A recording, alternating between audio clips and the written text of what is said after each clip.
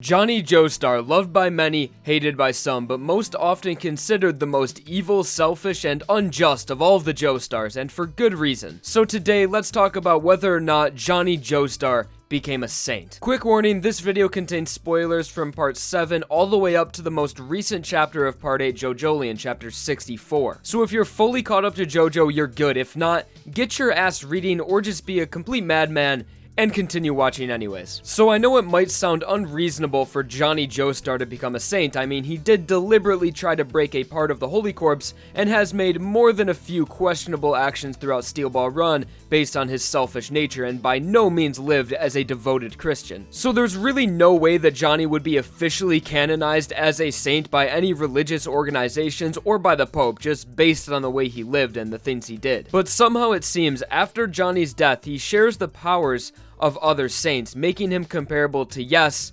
Jesus Christ. And I know that might sound very bizarre, but trust me, things are going to start coming together. Okay, so let's just start off with the qualifications needed to be considered a saint. In order to be recognized and canonized officially as a saint by the Pope, you need to meet a few qualifications. You must live as a devoted Christian as well as live a saintly life. This includes being selfless and setting by example for people to follow. And of course, being devoted to and serving God. So as of right now, it looks like Johnny's 0 for 2. But the next qualification is that you must perform at least 2 miracles, either during your life or after death, and the miracles performed must show some sort of intervening with nature or human life, and they are heavily investigated by the church. And most people who have become saints didn't actively set out to achieve the title of saint. They just lived what would be considered a good life, devoted to God, spending their time serving God and helping others, and eventually, most often after their death, their good deeds would be recognized and they would be canonized, but of course, after confirming their miracles. And really, who knows how the cloth goes about confirming these miracles during their investigations, and guys,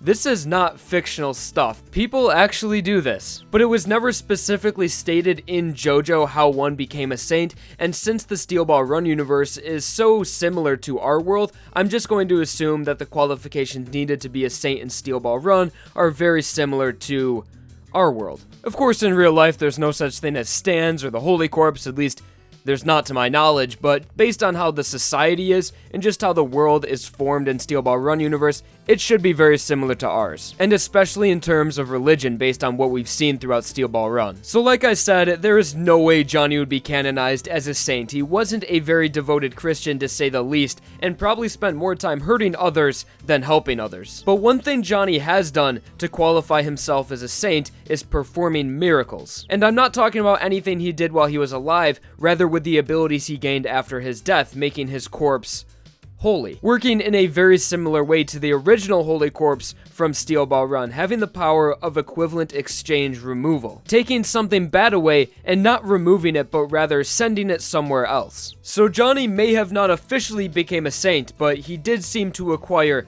the abilities of one. In order to support this seemingly outlandish theory, we need to start with the end. Johnny's death. In chapter 22 of JoJoLands, The Legend of Johnny Joestar, we see the final act of Johnny's life, where he fell in love with a Japanese woman, Rina Higashikata, after the Steel Ball Run race. They lived happily for a few years until Rina fell victim to the now infamous rock disease that still plagues the Higashikata family to this day for unknown reasons. Johnny's reaction to seeing his lover suffering from an incurable disease was to take her back to where she was born to live the remainder of her dwindling life. But in reality, Johnny was not willing to accept his fate and took to his past for a solution, deciding to acquire the Holy Corpse parts resting below New York City to use its ability to cure Rina. And once Johnny obtained the Holy Corpse, he immediately went back to Japan, but not without trouble, as he was being followed by American pursuers the whole way. So once Johnny arrived in Japan, he hid the Holy Corpse in a cave just on the shore of Morio at the base of a meditation pine, a very important location. And he would soon bring Rina back to that location, and upon using the corpse parts equivalent exchange removal ability,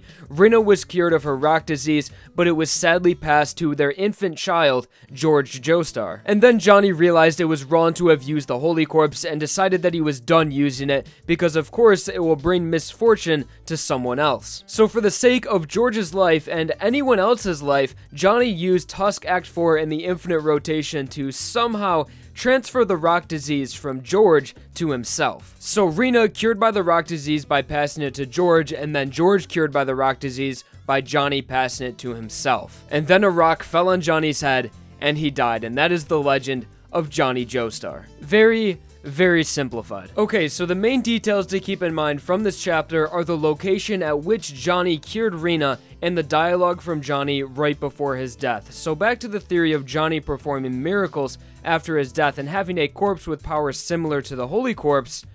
How else have the Higashikatas been able to cure their firstborn child for 2 generations now? By possibly using Johnny's corpse. In the latest chapter of JoJoLands 64, we see a closer look at how the Higashikatas pass on the rock disease to someone else by using an unnamed shrine located at around the exact spot of Johnny's death. And even when Kato looked at the shrine, she was reminded of Johnny Joestar. So although the shrine is never exactly stated to be Johnny's, it most likely is, and that is where he is buried. So after Johnny's death and being buried underground, he seems to have performed 2 miracles, the first being Tomoko's sacrifice bringing Norisuke to the cave where the shrine now is and exchanging the rock disease, and the second being Jobin's rock disease removal at the same exact place, assuming this is where Johnny is buried and his corpse is performing the exchange. And well, maybe even 3 miracles if you want to consider the creation of Shakedown Road a miracle. It seems the events that took place in that location involving the Holy Corpse and the Infinite Rotation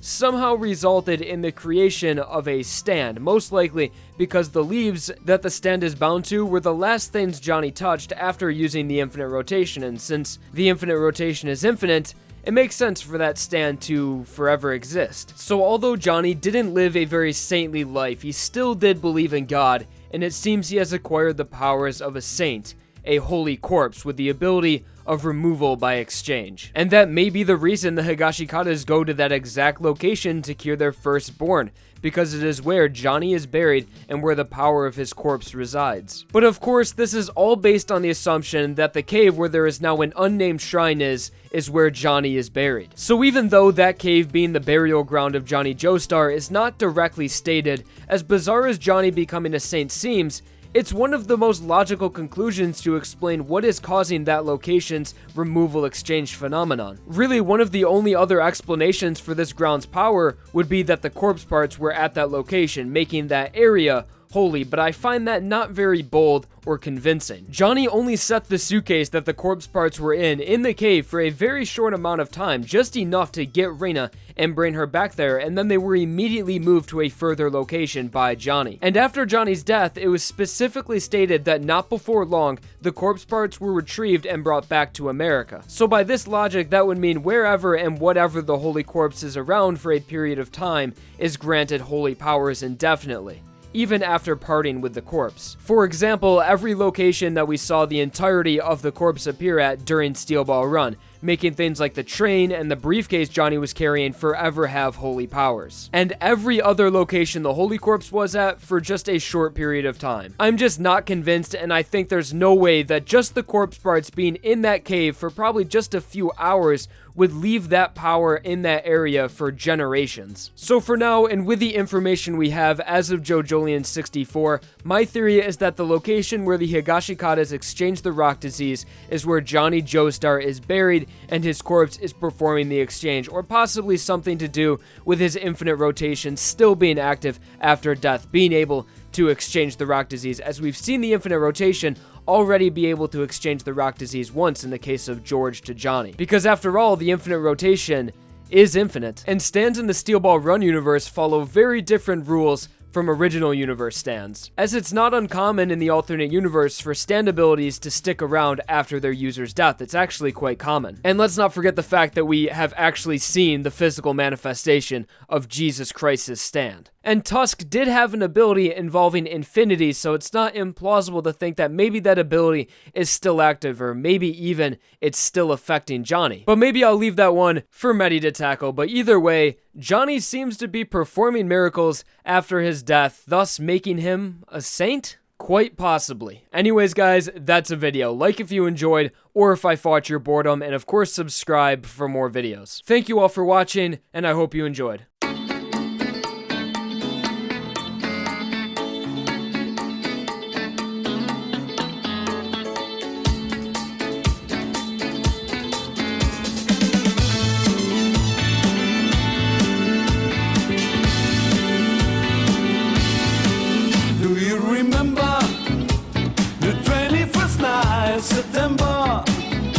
Lovers chained in their minds, pretender, while the chains in